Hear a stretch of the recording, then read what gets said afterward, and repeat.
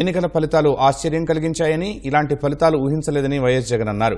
అక్కచెల్లెమ్మల ఓట్లు ఎటుపోయాయో అర్థం కావటం లేదని చెప్పారు. పింఛన్లు అందుకున్న అవ్వాతాతల ఓట్లు ఏమయ్యాయో తెలియడం లేదని చెప్పుకొచ్చారు.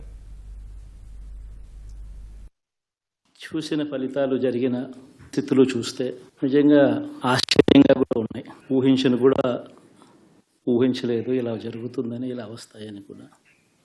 అమ్మఒడి అందుకున్న 53 లక్షల మంది తల్లులకు మంచి చేసినాం. మరి అక్క చెల్లెమ్మల ఓట్లు ఏమయ్యాయో తెలీదు.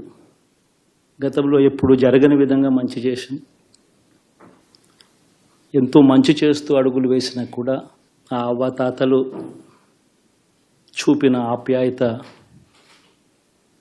ఏమైందో కూడా తెలియడం లేదు. మరి ఆ 1,05,00,000 మంది అక్క చెల్లెమ్మల ప్రేమాభిమానాలు ఏమయ్యాయో తెలియవు.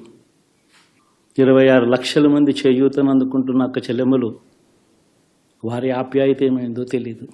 చిన్న చిన్న వ్యాపారాలు చేసుకుంటా ఉన్న వీళ్లకు, నా అక్క చెల్లెమ్మలకు, నా అన్నదమ్ములకు మంచి జరగాలని ఆరాటపడుతూ వాళ్ళకు ఒక తోడు, నా రజకులకు, నా నాయి బ్రాహ్మణులకు, నా టైలర్లకు అని అండగా ఉంటూ వారికి ఒక చేదోడు.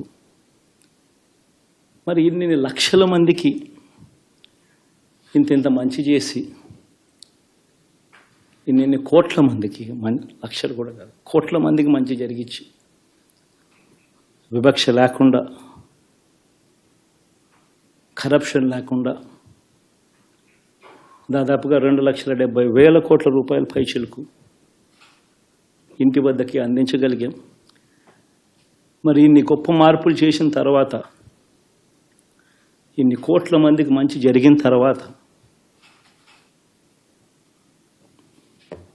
మరి అభిమానం ఏమైందో, ఆప్యాయత ఏమైందో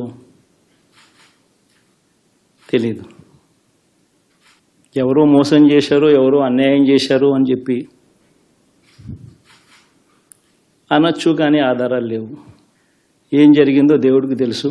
పెద్ద నేనైతే చేయగలిగింది ఏమీ లేదు. ప్రజల తీర్పు తీసుకుంటాం.